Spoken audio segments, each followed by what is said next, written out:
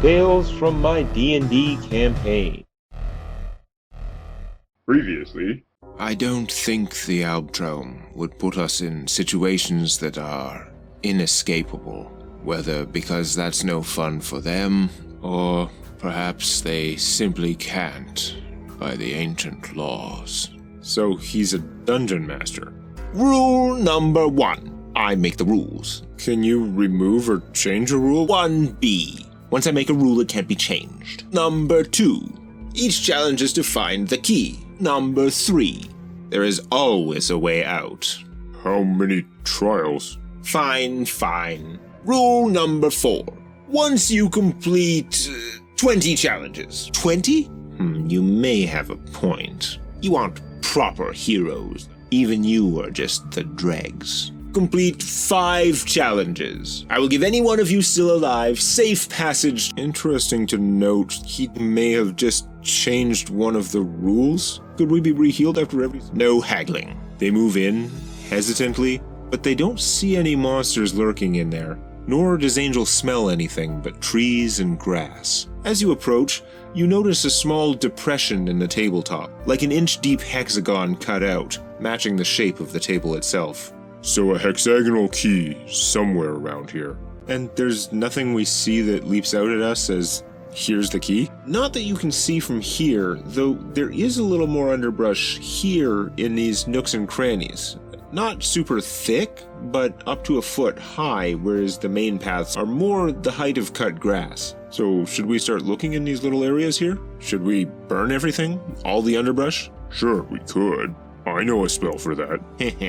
We do still have fire resistance 30 for another 140 minutes or something. Well, shit, burn it then. Blistering radiance? I think we can make fire without wasting spells. I've got flint and steel. You have a flaming spike chain. That's more what I had in mind. Just play flaming hopscotch. The fire spreads through that dead end you chose, clearing the brush, but dying out as it hits the short grass, which is almost reluctant to ignite, as are the trees forming the wall of the clearing. But on the smoldering ground, you spot a hexagonal stone piece. The size of the slot? About the size of the indentation in the stone table. And protruding from the stone is the shape of a crenellated tower. Like a rook? Yes. Wait, this is the first place we looked? I don't think this is the only stone. We may have to choose the right one. Like Indiana Jones. Should we look around for more of them? Wait. Maybe we're overthinking it. Maybe we just got lucky and literally got the thing we needed. Imagine if we started over there and got all kinds of fights. I don't think we should touch it yet. I'll go grab the rook. It looks like me, so I'll grab it. Black pauses for a moment as he touches the hexagonal stone. We said not to touch it! I said not to touch it, but he didn't listen. Let's give him a chance to read the note. I'm thinking there are different pieces. When you put it in there, it might summon a rook. I don't know. So, the underbrush, would my lightning breath affect it? Sure, you can burn away the underbrush with your lightning. Holy shit.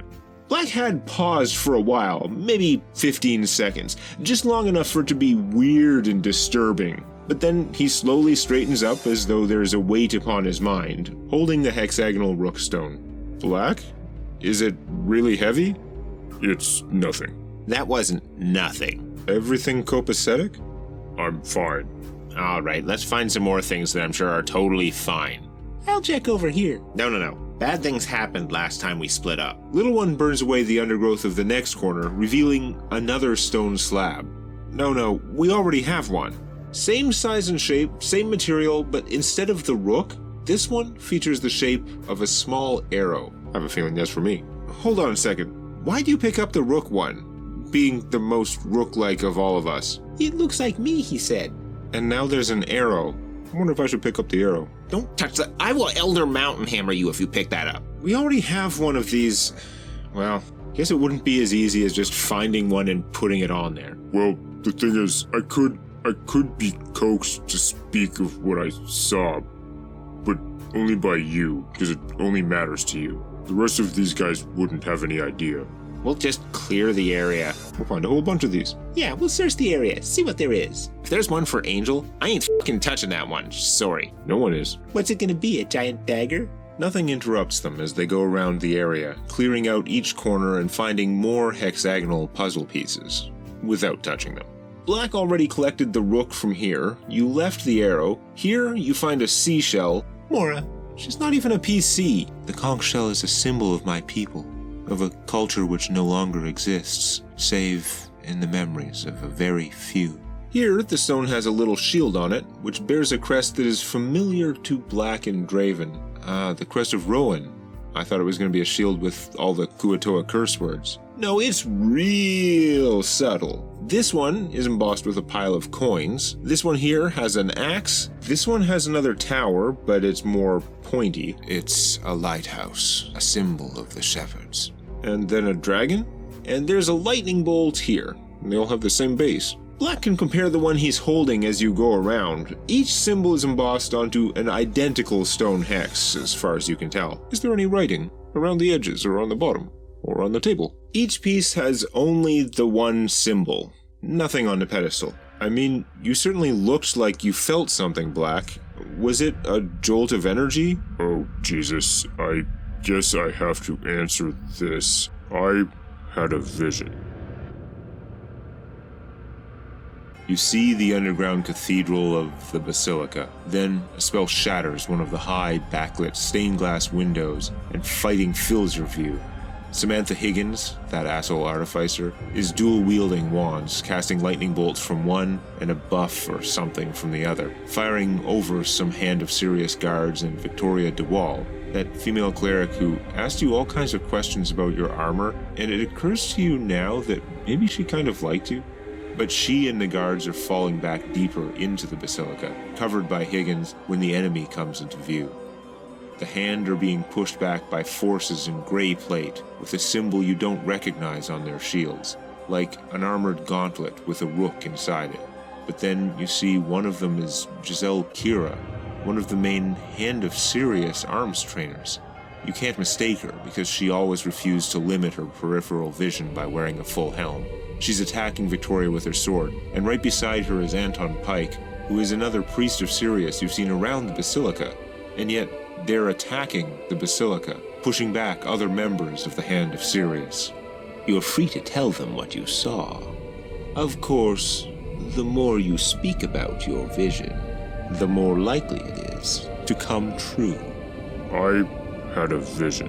okay, we're screwed. Okay, why didn't you say that? What did you see? Al said the more I talk about it, the more likely it is to become real. Speaking about your dreams gives them an anchor into the world, tying them into your reality. Maybe we have to conquer our dreams, or something. I'm gonna grab one, guys. Why? Well, wait, do we want to put one in? See what happens? We've got one already. Is there any reason we should not put your key in there? I have no idea. Alright, I pick up the axe. Why? Whoa, why? If something bad's gonna happen with these visions, why would we want more visions? Because that's not his token. Do you let their calls interrupt you, or do you just pick it up anyway? The axe doesn't match anybody, that's why I'm curious. It doesn't belong to... There are 8 things, and only 7 of us. Could be Liz. She's not here. Daggerface had an axe, right? But he's gone too. But still... Rygax, Mora, and the 5 of us. That's 7. There are 8 pieces. The coins must be Angel, and I'm pretty sure the lightning bolt represents me. So who does the axe represent? The key. Sure, alright. It's crazy, I know, but it's the odd man out. Black doesn't want to talk about his dreams, so it's bad. Yes, well, I get that. But you don't want to try this key right now? Then maybe we should grab the axe. I don't know any better than you. I'm just guessing. So I pick up the axe. You pick it up and... nothing happens. Alright, I'm gonna ram this sucker in. Might as well. I say go for it. Assuming something will happen, the others position themselves defensively, grouping together in an intersection with good sightlines in view of the table. I assume I should do it. I'm fully healed, I'm pretty durable. And you have the stone. We don't want to start passing them around. Is there anything to indicate a facing? The axe symbol has a shape, but the table itself is a symmetrical hexagon, as is the slot. Nothing about them suggests a direction. Little One drops the hexagonal piece into place, and with the sound of grinding stones, the hexagon begins to descend down into the pedestal. I start backing up a little bit. You hear sounds of trees falling somewhere in this direction. Blocked off the entrance path. So we can't go back now. I wonder if each of these would have mind-controlled one of us to fight the party, and this one just gives a generic monster. Then the stone sounds stop, and you hear a metallic clink. Okay. At this point, you all notice a slight bluish mist rising out of the ground. Just a little, but it feels cold to Krillin. Hey man, anyone else feel this chill? No? You feel cold? My feet do, yeah. Laura activates her amulet of the disc and hops on. Can I do a knowledge mist check? Oh right, Krillin wasn't around when we crafted everyone Endure Elements cloaks. So it's just cold mist? But there are no attacks, no new puzzle elements appear, nothing except the slowly rising mist, which so far was not harmful even with Krillin's lack of temperature protection. I hope on Morrow's disc. Do we have to put another one in? As Little One moves closer though, peering down the hole, you see a key, much like the one from the first challenge. Somebody has to stick their hand in there? Laura can cast Mage Hand. Though it's a big key, it should be easily within the 5-pound limit. However, Mage Hand can't pick up magic items, so it fails. Ooh. Rope? Alright. Boom. Smash. I'm not putting my hand in that f***ing thing. That seems like a very Little One thing to do. Unfortunately, smashing things can't be the solution to everything.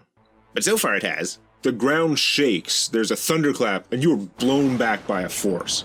Make a DC 27 Fortitude save, and don't fail. Don't die. No, wait. Ironheart focus. Reroll. There we go. 29. Made it. So you only take 10d6 damage. Is it a spell? Yes, 33 damage.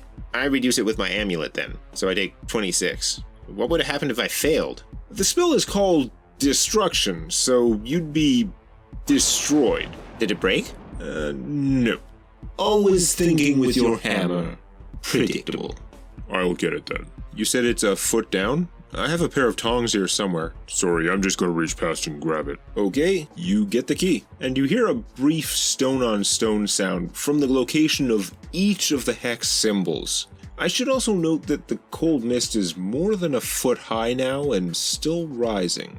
Black, you still have your piece, right? Yep, might keep it as a souvenir. So should we go where the axe was? I'm thinking we need more than one key. They rush back to check the spot where they found the axe piece. Under the thickening mist, it looks like the flat stone on which the axe piece had sat had slid aside, revealing more blank stone, but an inch lower down. Definitely no keyhole. Uncertain how to proceed, they head back to where Black got the rook piece to find the same thing. The stone has slid aside, revealing more nothing. I run over and check Angel's, the coin one. The hex with the coin symbol is still there, though it has sunk down an inch, as though the stone underneath slid away, the same as it has where those two pieces were removed. So the keyhole is probably under one of them. Maybe the lighthouse. Maybe we should put the rook back, just to see if anything happens. Okay. You slide the rook into place, and nothing happens. Meanwhile, the mist is rising. Yes, it's 2 feet high now. If it gets much thicker, you will be fumbling around down there, unable to see the ground. So maybe we should just split up.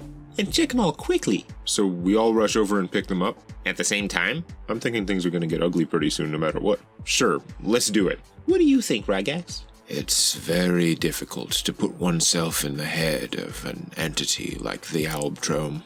Who knows what their logic is? Or, I'm wondering if I should drop the rook into the pedestal. Maybe we just need to shove all the pieces in there. The thing sunk a foot down, so there may be enough space in there for all 8. I'll try it. I drop the rook piece down. Okay. The ground shakes, there's a thunderclap, and you are blown back by a force. Make a DC 27 Fortitude save, and don't fail. It is Fortitude. Okay, I passed. Whew. He needed like a 3. So basically, any messing with the pedestal now is death. You take 33 damage. I rolled the exact same. Fortitude for Angel would be bad. I'd have to roll a 17. Do not put anything else in. It's a good thing it was the Fortitude people who were messing with it. Alright, let's each grab our things. Wait, I've already done mine. What if I go around and grab all of them myself? That's a good question. I don't know. You'll see everybody's dreams? No, well, maybe. But see, not only would all of you be unaffected by what is going on, but maybe having one person do it all might be advantageous. Dungeon logic. I'm going to go grab Draven's hex. I pick up the shield one. Okay, make a Fortitude save. Really? There's no thundercrack, the ground doesn't shake, so probably not death. 26? This saving throw is actually a little harder, so you fail. A shockwave of force knocks you down, and you take 22 force damage. Ow, he might need a heal now. Yeah, I'm low enough. I cast heal. So you can't grab someone else's. Alright, let's just do them all at once then. Is anyone taking damage from the mist? No, as Krillin hops off the disc to reach for his symbol, the cold is a little painful, but you can take it for a short time before you start having to save against frostbite or whatever. So far it's still an environmental effect, as opposed to acting as a damage spell. So everyone, including Rygax and Mora, ran off to the symbols they had previously picked out, fairly certain which one belonged to whom. Since Black had already taken his hex, he stood protectively behind Draven, just in case. You see Draven freeze in place as he touches the hex, as you assume the others are. You can only guess what visions they're experiencing. And no one talk about it, unless it's really good. A massive blue dragon glides down out of heavy storm clouds, with a large scar across its snout. It begins to flap its wings, huge muscles rippling with power, and a smaller dragon drops out of the clouds behind it. A huge white, then a large silver, a huge green, a gargantuan black, and others, falling into a massive V formation soaring far above the ocean, when suddenly the ocean below them ends and you are passing over mountains. Terrain streaks underneath as though in fast forward, mountains into low hills, farmlands, towns, then the lead dragon dives. Your view shifts. The twin peaks of Castlemarch lie before you, with the great blue dragon perched on the higher peak and the others circling at lower altitude over the burning capital of Vistria.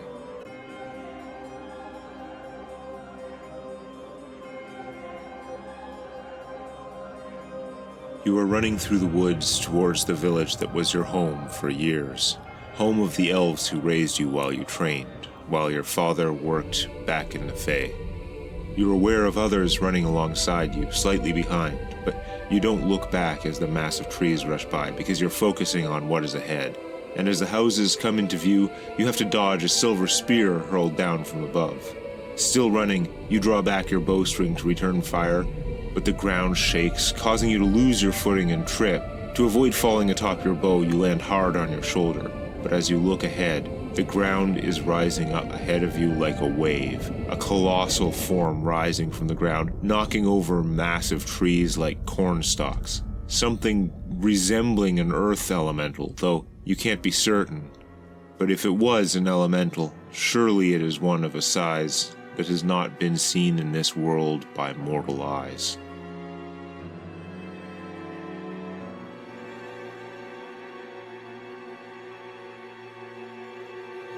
Ivana lies in the master bedroom of your estate, attended by several servants.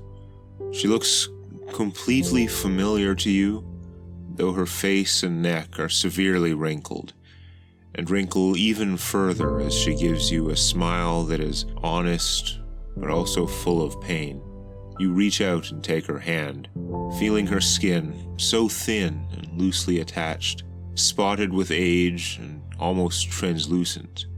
But your hand upon hers is just your hand, skin taut and unblemished, unchanged, and she dies.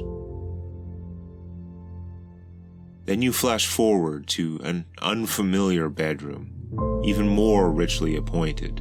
The same young servant is now middle-aged, but in place of your wife is your son Tobin.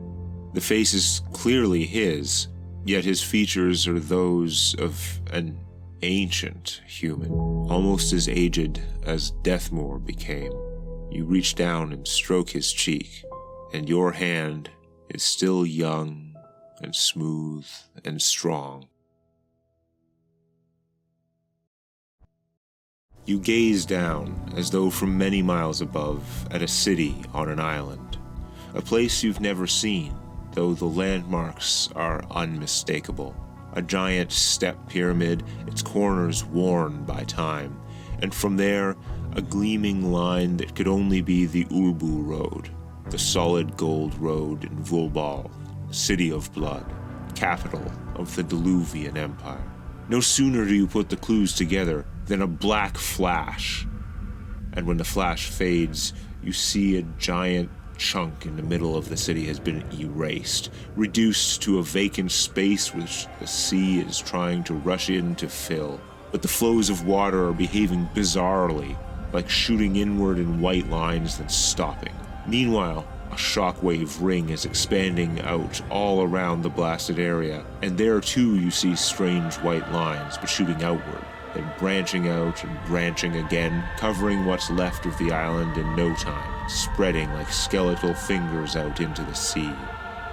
But then, you are floating in the Fey sky, facing Duratania, the flying gnomish city and hope for the future. Great blocks of city float in the endless sky, with dirigibles bobbing about between them. Another gnome stands before you, but he too looks toward the city, and you can't see his face. Then the black flash happens again, and Duratania is gone. Chunks of debris rain down, only a tiny fraction of the islands and structures there a moment before, and the sky is filling with icy white fingers, growing and branching in all directions. The gnome falls to his knees in sorrow and disbelief, and you hear, "I never meant," before the shockwave hits. Are you laughing in or out of character? Both. I don't know how much I care, actually. I'm speechless. Yeah, Rygax and Mora aren't talking about theirs. I was really hoping I could see a bunch of the visions and pick which one I wanted. Well, nobody wants mine. I'm as pale as an elf now. The more we talk about them, the more likely they are to come true. That's what they said. And he has the power to make this happen because... You guys haven't had a chance to discuss whether you think it's possible or how. I don't think he has a chance in hell of making mine happen. Why neither?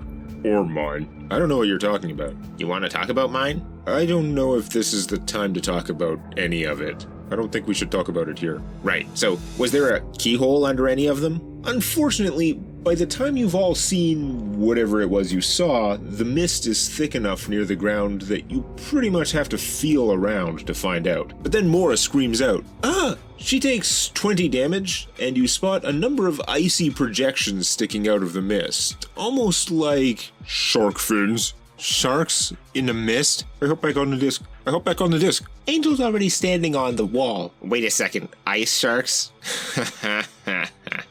We're gonna need a bigger disc. I've got it. The keyhole is here. We roll initiative and Krillidin goes first. Hit and crit. Yeah, okay, it shatters. Though there's not much to see as the ice fragments disappear into the frigid mist. He takes down Draven's shark, the only other one he can see from his position, with his 2 remaining attacks. I attack and, believe it or not, miss. Go armor class. Second one hits, then I activate my armor of speed for an extra attack. Right, because you aren't hasted right now. And because the shark hasn't gone yet, so it's flat-footed. 34 and the next one smashes it to pieces. Little One's shark misses and he kills it with Revitalizing Strike, healing himself for 25. The shark explodes into healing. Then I go after the one near Black's Hex. That shark bites him for 15 cold damage, and Rygax's shark manages to hit him back too, despite being blinded, because sharks have blind sense. I'll head toward Rygax to pass him the key. You have to throw it to get it to him. I don't want to throw it, because if something goes wrong and it falls, then where the hell is it in this fog? Draven finishes off the wounded ice shark with his crossbow. Rygax gets the handoff from Black and shoves the key into the slot which had been hidden beneath the lighthouse hex. Hey man, the new path's over here. Being almost out of sharks, several more spawned at the end of the round, adding a little urgency to the otherwise easy battle. But they fought their way through to the exit, Little One even getting off his healing maneuver a second time before the mist sank back to pre-shark levels, and they escaped back out into the unnatural forest once more. I kiss the ground outside the clearing. You kiss the ground? The ground shakes. Make a DC 27 fortitude save. I just realized, we could all share Draven's fast healing. Huh? I can just keep hitting you with Revitalizing Strike until everybody's healed. Yeah, I don't like this. We'll let you heal up in between. I still hurt. Note, Revitalizing Strike magically only works on enemies. As they leave the clearing, they find the Albtrome waiting. What was I thinking? That was far too easy. More suitable for one of 20 challenges. Suddenly the ground shakes, and you hear a loud noise from over here. Excuse me for a moment. As the low subsonic sound reverberates, growing into almost a roar, they all shuffle over to peer around the corner. Something like an immense scorpion, but with a snake's maw, emerges partly from the forest floor as though brushing aside loose sand. Its pincers, each large enough to grab Rainbow Dash like a can of pop, rise up on either side of the green lightning bolt. The colossal scorpions? One of the Laydons. They belong to... Cornello, right? You are not invited. Tell Cornello he's welcome to come in person. In fact, I'll tell him myself. The demigod releases a cascade of lightning which rips through the elemental beast, reducing it to ash with such explosive suddenness that a few tiny chunks of carapace are blasted outward. Is Cornello coming to join us? I'm still working on that. Come on in, the water's fine. If Cornello would attack now, that would be perfect for us. Yes, or... well... Sure, he's powerful, whatever. This guy can't deal with him and us at the same time. Al could just drop us into lava and deal with him. No, that would be against the rules. He can't drop us into lava, unless there's a way out. So, where's the next one? Make a spot check. 41. If you're just looking for the next solid-walled clearings, you think the trees are getting thicker over in this direction. But Angel spots a patch of flowers way over here, which stands out only because the rest of the forest has been so bland and uniform. I think I'm gonna take a look at those flowers. Sure. You know, at this point, almost everything Angel does creeps me out. Oh, she goes to see flowers. Ragax, there's something over here. You're the plant guy. I would be worried about anything in here. Duh. I suppose it could be another challenge, but it could equally be some sort of distraction. The challenge? Name that flower. Nobody knows, okay? Nobody in this group knows the name of that damn flower. You're all wrong. Their name is Fred. The others follow along, a safe distance behind Angel, trying to spot anything unusual about the plants. Draven sees a couple that should be useful for alchemy, but nothing rare enough to be worth messing with. Angel, however, with her more specialized alchemical knowledge... A black lotus? Excuse me for a minute. Sacrifice for 3 mana? Or 1 powerful poison. I'll get out my knife and vial and go harvest some sweet, sweet lotus. Okay, as you get up close to the flowers, make 2 will saves. 2? I probably failed. With my bonus, that comes to 21. And whatever it is, I made it with the second one. Okay. Angel faceplants. She just falls right down. Mr. Rope Use, you're up. Right. Anyone have a rope? I don't, but I have good will save. I don't know why you're all so concerned. Maybe Angel just tripped. I'll go get her. Just drag her out by the legs. Okay. Make 2 will saves. Everybody's gonna fall asleep. Everybody's gonna... This is Wizard of Oz. First one, 16. Oh my god, you're down. Now, I'll use Moment of Perfect Mind to re-roll.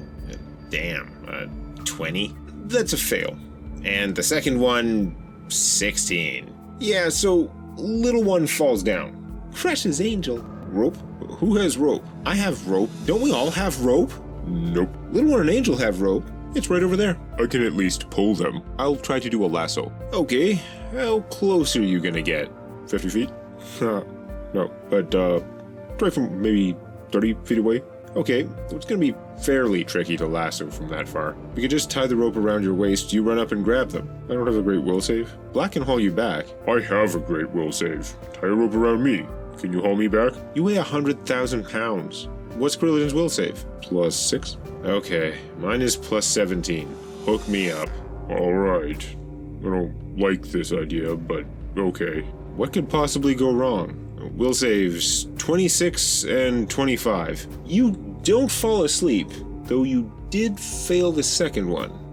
You aren't sure what that means. With Draven able to tie the rope directly and Black pulling from a safe distance, they're easily able to drag back their sleeping friends. Wake up! I'll slap the shit out of them. No! I got it. Water. They continue to sleep soundly. Damn it, now they're gonna catch cold. I'd dry them off. Okay, now you're getting creepy. Why did she have to go for the flowers? Because Black Lotus is one of the best poisons. Obviously. Maybe we have to get the flower? You're in there, you passed the sleep save. But why do we want the flower? Angel wants it. Angel's unconscious. Going in there seems stupid. Wake us up. How? I don't know, just keep trying. Slap the shit out of him. I've heard about various plants in the Shadowfell using sleep toxins or magic as a defense mechanism. This place is tied to nightmares somehow. I don't see anything familiar above ground. Could it be something like the mythical Dream Drinker? Of course, Schlafwurzel. Of course. Of course. The main body of the Dream Drinker, as you call it, is underground. What you see on the surface would be nothing but a lure. Normally it would grow to mimic local flora, but I suppose there wasn't much here to work with. That's why it stands out so badly. I'm not sure we can wake them without destroying it. Just burn the whole area? I suspect it would simply retract whatever was left above the surface. The root ball will be several feet underground, and we would end up having to excavate it, which won't be easy without falling asleep ourselves. Earthreave it. I could cast Earthreaver. That might work. It didn't attack Draven when he failed to succumb, so I'm guessing its center must be closer to the far side of the flowers. Right. Okay, you and I will cast Earthreaver at the same time. Badass. A 40-foot diameter of the ground erupts in fiery shrapnel, exposing some wiggling roots. That looks like a target. The first splitting arrow finishes off the wounded root ball in a spray of black ichor, and the two groggy warriors begin to rouse. Where's my lotus? I don't think it survived. Draven, you aren't groggy at all. I mean, you shook off the magical sleep without difficulty, but no longer focused on that situation. You realize something else is wrong. It's like a tune stuck in your head. Or, that's not exactly right. If you had to try, you might describe it as a string quartet playing a non-terminating, non-repeating decimal. In my head. In your head. Like notes which keep almost having a tune, but always lose it before it actually becomes musical? Anyone else hear that? I hear something. Angel doesn't because she made the second save. The rest of you might as well save against it now. Just the non-sleep one. Oh, I can hear it now. Not me. I willed it away. What are you guys talking about? Don't touch shit. Are we hearing the same thing, though? You struggle to describe the disjointed notes in any clear way. Mora can play it. Nice, you're right. Mora starts playing the notes as she hears them, and it only takes a few seconds to confirm that all of you, except Black and Angel, are hearing the same not-quite cacophony. It's just music for now. Let's move on. As you describe it to Rygax, though, he grows worried. Seriously, dude, you need to learn to communicate. I'm gonna punch him in the mouth. There are still some flowers left. If I'm right, that thing in your heads is unrelated to the Schlafwurzel. If I'm right, the Albtraum must have a night twist somewhere in this forest. What? It's a terrible tree spirit. Oh no, once you're infected with a night twist's tune, you'll never sleep again until you die, and fleeing won't help. Even if we escape the fell, it's within you now. It can be removed. But to do so, you must find and touch the night twist itself. It should be a large, gnarled old tree, and if you can hear it, it can't be more than a few miles away. Miles? In here? Wait, I've seen such a tree. My map spell. It would be about a mile in this direction. Alright, it's tree killing time. You shouldn't actually need to kill it. Simply touching it will remove the curse. The pet's nightmare curse that Al mentioned. Oh, I'm gonna touch it. Wait, Draven will live forever. He'll go insane. Is this the third challenge? I mean, it could be, I suppose, but I don't see how a key is involved. Or he can just throw other junk at us. I'm worried about him adding more rules. Could make us do all that other shit, then tack more stuff on. Let's be realistic. As long as he keeps his word about the 5 combats, 5 challenges. as long as he sticks to that, everything else he says is bullshit. The keys will be our way out. I'm assuming number 5 will be brutal. Number 3 could be brutal for all we know. That's why I wanted to try for just one crazy challenge. Because I bet the final one will be that crazy anyhow. Alright, let's just ignore this song and keep moving. It doesn't cause you any ill effect most of the time. You focus on what you're doing, it kind of fades into the background. It's only when you try to sleep that you have nothing else to focus on and the ever-changing song just picks at your mind, never letting you get used to it. Wait, is this an actual thing from a book? Whenever possible, I try to use published material for the bullshittiest things, so I can blame them on the books. Wait, what about countersong? This is like replacing some catchy pop song from the radio with something more annoying. More annoying, but less cursed. Mora rolls 39. Baby Shark. It's only possible because she too was affected. But with the song in her head, Mora starts playing her violin. At first, she's just accompanying the endless song, like jamming with it. But once she gets the feel, she steps it up. It's not a normal counter song as you would use to negate a siren's call or to blunt a shout spell, but rather she's seeking to improvise a composition to tie together and conclude the seemingly random musical composition. Soon she's just going crazy on her violin as she gets up to 3 separate strands before she manages to create a tune that draws one of the Night Twist's threads to a satisfying conclusion. Suddenly she's down to 2 strands left of the maddening mental music, then 1, then, with a resounding draw for bowstring, silence. That must have been hella confusing to Angel and I, if we couldn't hear what she was playing against. The Night Twist Song. A devious curse that could be cancelled only by finding the source, a wish spell or equivalent power, or a bard. Honestly, we may have to elevate Mora from hireling to PC. I mean, Angel does a lot, but goddamn, Mora does so many things that none of us can replace. Mostly you have to keep her alive, because she's so much more fragile than the rest of you. Her and Krillin, though Krill just needs Draven to craft some of the basic defensive gear you all have. So this was just kind of a fun interlude. Then a loud horse-like whinny jerks your attention over to a trail of smoke running along the ground. What happens when these pawns encounter a proper knight? Next time on Tales from My D&D Campaign.